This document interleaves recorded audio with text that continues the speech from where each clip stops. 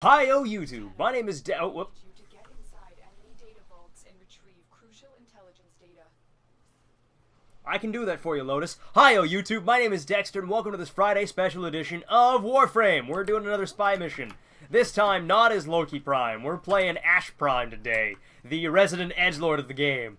I like Ash. I like playing him. He's fun for a little bit. He does what Loki does, but more combat-oriented. His abilities are Shuriken, Smokescreen, which is invisibility, Teleport, where he just, like, you look at a target, you blink to him, and then you can stab them. And lastly, Bladestorm, which is, I call it local man stabs everything move. But today we're doing a slightly different mission than what we did last time, which was for a catalyst, an Orokin catalyst. This time I'm going after a Grineer-themed, resource that they call Kuva.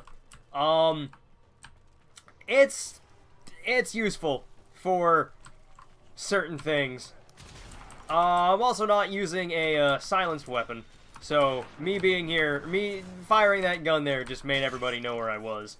Also trying out, or not trying out, I'm also trying to level up this new crossbow that I have. Normally I don't glow bright green like this, but it's my energy color on my Ash. It's bright. It's like just a nice little energy. Just a nice deep green. I like it.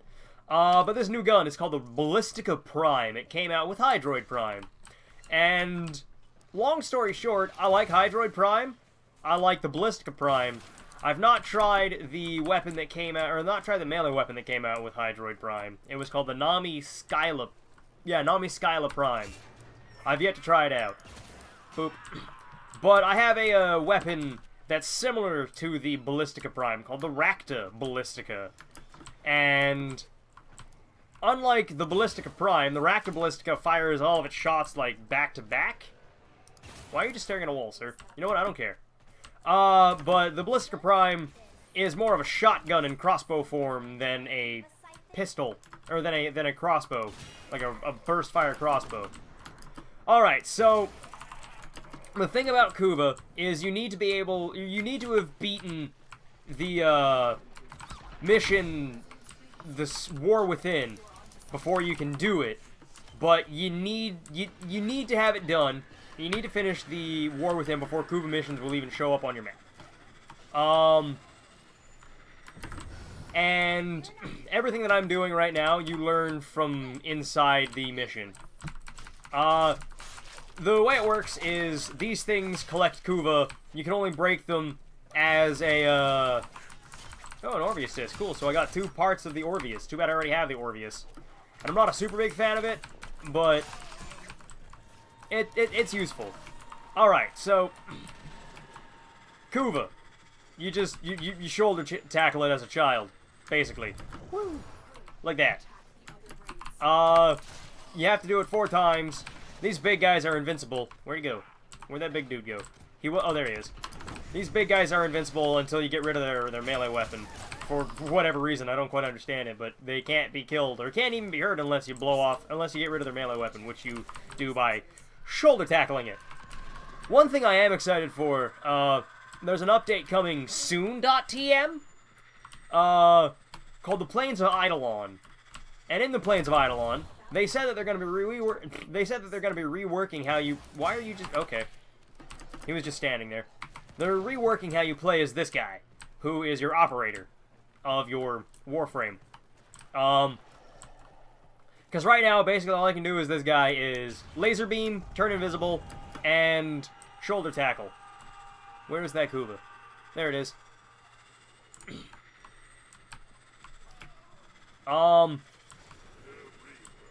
Don't mind me. Coming through. There we go. Done.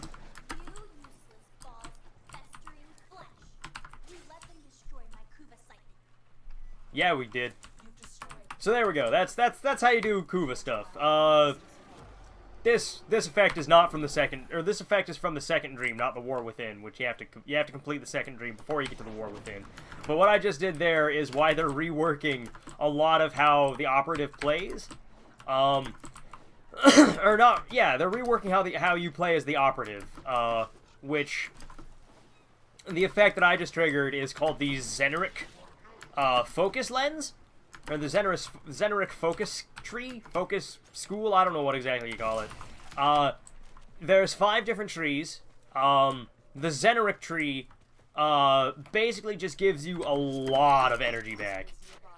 It's just energy return, and it's the second strongest of all of the focus trees.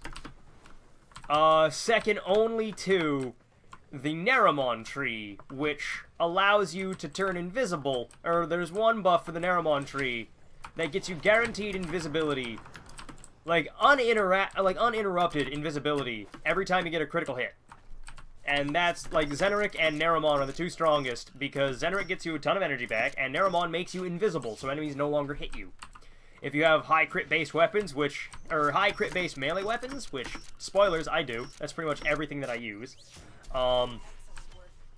You'll be invisible for, at the very minimum, 5 seconds for every time you land a critical hit, which refreshes every time you land a critical hit. So if you're invisible, you can keep hitting people to keep getting invisible. And they don't know that you're there. And it's fantastic. Now, how do I get out of here? Oh, wait, I know how I get out. Every single one of these has an exit. A quick exit, because you look at it going in. I don't do a lot of Earth Spy. This mission is on Earth, by the way. The way the Kuva siphons work is that there's a new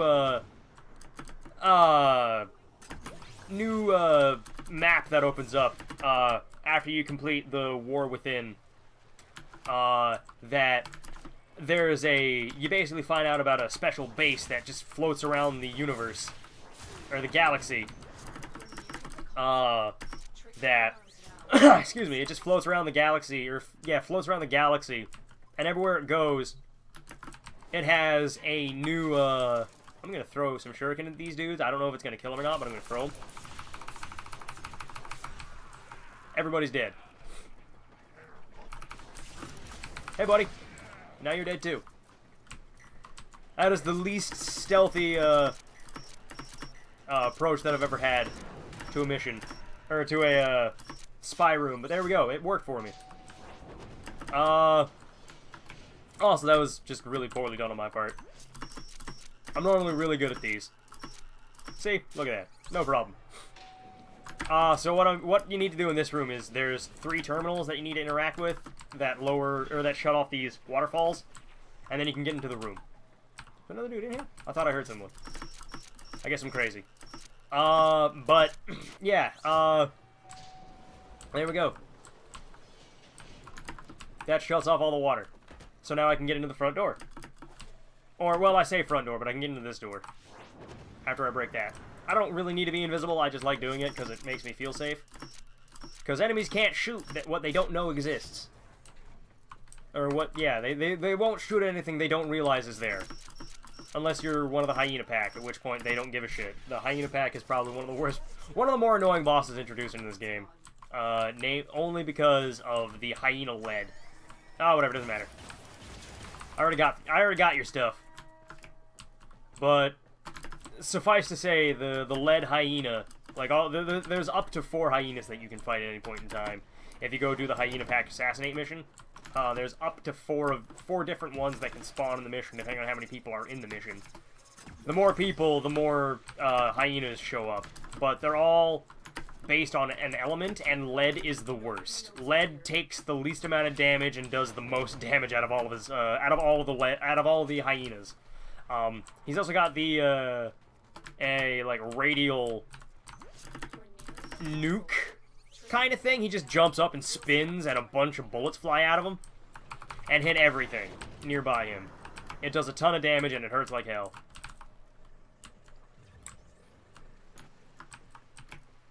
Ha!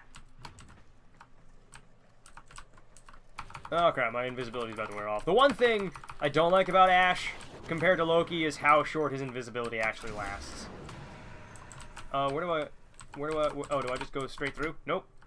I do not go straight through. Nope, whoop. I also don't want to get spotted by that regulator. I want to do this flawlessly. But apparently there is... Oh. Yeah, what did I miss? I don't know. I missed something. Clearly I missed something.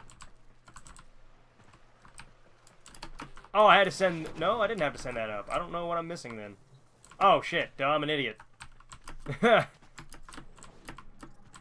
Wow, that worked out a lot better for me than I realized. Okay. Can I just get... Nope.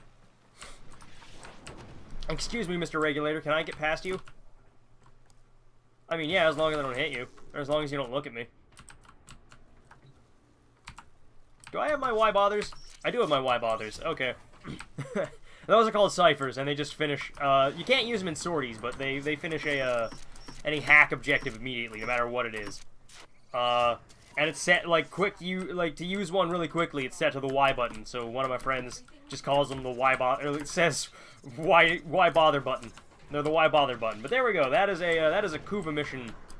It just makes enemies slightly harder than normal. Like, this is on Earth, which is one of the lowest leveled, lowest level planets that you can go to. There we go, words are hard sometimes.